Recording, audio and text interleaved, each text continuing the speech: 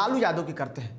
तो जैसे खबर आ रही है कि लालू प्रसाद यादव की अब मुश्किलें बढ़ सकती है। चारा घोटाला के 5वें मामले में लालू प्रसाद यादव के मामले को लेकर के सुनवाई शुरू हो गई है। डोरंडा कोषागार से जुड़े इस मामले में लालू प्रसाद यादव की सुनवाई जो है वो अब आखिरी स्थिति में है। आपको बता दूं कि 1995-96 में 149.5 करोड़ रुपए की अवैध निकासी हुई थी और इस मामले में सुनवाई जो है वो शुरू हो गई। आपको बता दूं कि बिहार के पूर्व मुख्यमंत्री और राष्ट्रीय जनता दल के प्रमुख लालू प्रसाद यादव की जो मुश्किलें हैं वो लगातार बढ़ती नजर आ रही है। दरअसल चारा घोटाला मामले में उनके और कई अन्य लोग हैं जिनके खिलाफ सीबीआई की विशेष अदालत में ये जांच चल रही है और सुनवाई जो है वो अंतिम दौर में है। डोरंडा कोषागार से जुड़े इस मामले में 1995-96 में ये अवैध निकासी की गई थी और उसको लेकर के मामला चल रहा है। और सीधे जुड़ेंगे हम अपने संवाददाता राजेश मिश्रा से। सर, आपका बहुत बहुत स्वागत है। लालू प्रसाद यादव की मुश्किलें बढ़ती नजर आ रही है सर। बिल्कुल, लालू प्रसाद की मुश्किलें कम होती नजर नहीं आ रही है। हालांकि इससे पहले भी कई बार लालू प्रसाद की तरफ से कोर्ट में जमानत की याचिका दायर की गई थी, लेकिन याचिका मिला नहीं है। इनकी याचिका को स्वीकार नहीं किया गया और इनके जमानत को खारिज कर दिया गया है। बिल्कुल। अभी जो ताजा अपडेट है उसमें कहा यह जा रहा है कि 9 तारीख को 9 मार्च को एक बार पुनः सुनवाई होने वाली है। जिस तरह से आपने बताया भी दर्शकों को कि डोरंडा केस मामले में है, तो जो अवैध निकासी का मामला है, इस मामले पर जो अभी तक की जो इनपुट है और सीबीआई की जो तैयारी है, जो कोर्ट में जो तमाम दस्तावेज जो पेश करने वाली है, उसमें कहा यह जा रहा है कि लालू प्रसाद को शायद इसमें भी जमानत नहीं मिले। वैसे स्थिति में लालू प्रसाद की मुश्किल बढ़ेगी। आपको बता दें फिलहाल वो दिल्ली एम्स में अपना इलाज भी करा रहे हैं। उनकी तबीयत अभी अस्वस्थ चल रही है, लेकिन इधर लगातार कोर्ट में जो सुनवाई हो रही है, आपको बता दें इससे पहले भी दो मामलों में उन्हें जमानत मिल भी चुकी है, लेकिन अभी ये तीसरे जो सबसे बड़ा अवैध निकासी का मामला है, इसमें सुनवाई होनी है। सर, इस मामले में अब तक कुछ इस मामले में कुछ ऐसे नामजद भी लोग हैं जिनका अब मौत हो चुका है, तो वैसे मामले में कोर्ट क्या इन लोगों को भी उनके आधार पर कुछ रियायत दे सकती है? नहीं, ये कई तरह के तर्क दिए गए हैं। लालू प्रसाद के वकील जो उन्होंने तर्क दिया है कि ये लगातार अब तक की जो इनकी जो जेल में जो अवधि है काफी अच्छा रहा है और काफी सही तरीके से उन्होंने अपना समय गुजारा है और तकरीबन इनका कहना है कि 75% तक का जो अवधि है वो इन्होंने निकाल लिया है। वैसे स्थिति में और इनके स्वास्थ्य को देखते हुए इन्हें जमानत दे दी जानी चाहिए, लेकिन कोर्ट में जो सीबीआई का तर्क है उसमें कहा गया है कि वर्तमान जो हालात हैं, इस हालात में अभी इन्हें जमानत नहीं दिया जाना चाहिए। कहा यह जाता है कि ये काफी पावरफुल लोग हैं और किसी भी तरह से इस केस को प्रभावित कर सकते हैं। वैसे स्थिति में अभी जो सुनवाई होनी है और उसमें जो लालू प्रसाद के वकील जो कह रहे हैं कि अभी स्वास्थ्य उनका पूरी तरह से ठीक नहीं है, वैसे स्थिति में जमानत मिल जानी चाहिए।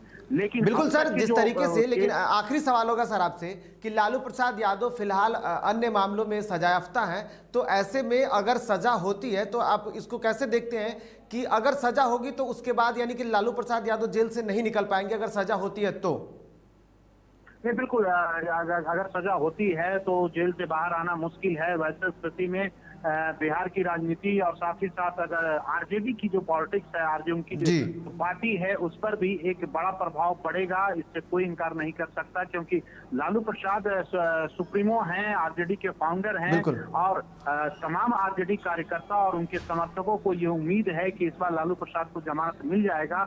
लेकिन अब तक का जो ट्रैक रिकॉर्ड देखा जाए और सीबीआई जिस तरह से कोर्ट में अपना तर्क दे रही है, उसके आधार पर लालू प्रसाद को जमानत मिलेगा ये कहना मुश्किल है। बिल्कुल, ये बहुत मुश्किल लग रही है कि लालू प्रसाद यादव को जमानत मिलेगी। फिलहाल इस जानकारी के लिए आपका बहुत बहुत शुक्रिया सर। तो आपको बता दूं कि जिस तरीके से इस पूरे मामले को लेकर के देखा जाए तो लालू प्रसाद यादव की मुश्किलें फिलहाल बढ़ती नजर आ रही है।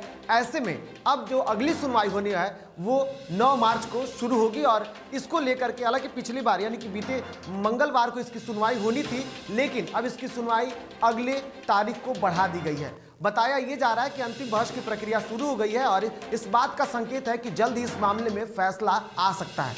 दरअसल कोरोना के दौरान जो कोविड की स्थिति थी, उस दौरान महामारी की वजह से कोर्ट पूरी तरीके से नहीं चल पा रही थी, फिर भी उम्मीद ऐसी की जा रही थी कि 2 से 3 महीने में इसकी जो सुनवाई है वो पूरी हो जाएगी। तो ऐसे में अब लालू प्रसाद यादव को क्या कोर्ट सजा देती है या फिर उन्हें जमानत मिल जाती है? लेकिन जिस तरीके से पूरी स्थितियों को देखा जाए तो सीबीआई ने जो दर्ज किए हैं मुकदमे, 53 मुकदमे इस मामले में दर्ज किए गए थे और रुपए को लेकर के संदिग्ध निकासी की बात की गई थी। ये जो पैसे निकले थे वो पशुओं और उनके चारे पर खर्च होना बताया गया था। उन 53 मामलों में से यह मामला सबसे बड़ा है।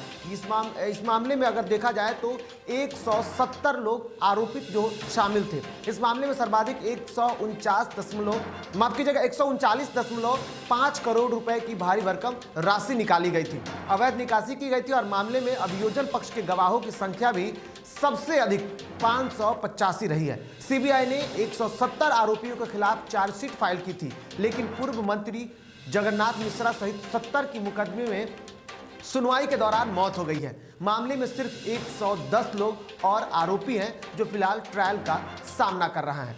अब देखने वाली बात होगी कि क्या होता है। क्या लालू प्रसाद यादव की मुश्किलें खत्म हो जाएगी या फिर अभी उनकी मुश्किलें और बढ़ने वाली है।